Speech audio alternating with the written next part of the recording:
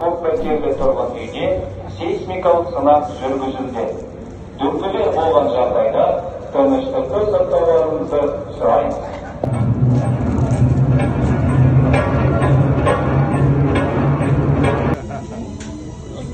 И тут алматинцы пошатнулись. Ой, вот тут прям хорошо. Друзья, началось прям активное. Мощно.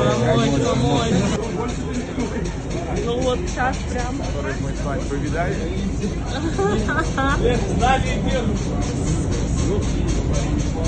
Вот, ну что,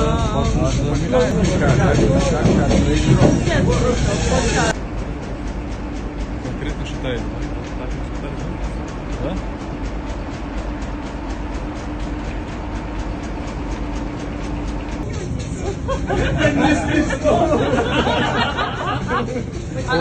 А сколько баллов сейчас? Я рад, что было.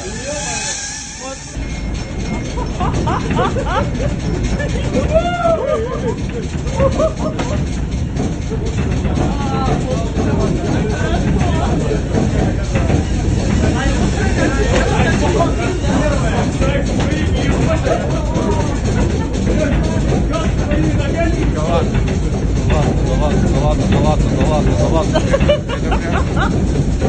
Хорошо, прям. Я такой, нет, там телек грохается, смотри. Вот сейчас прям очень.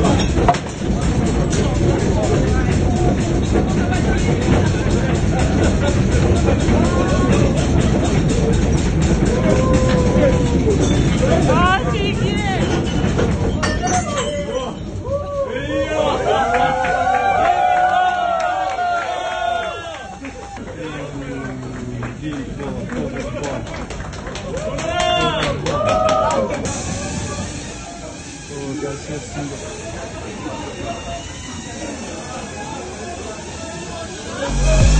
Sonuna din görüntü.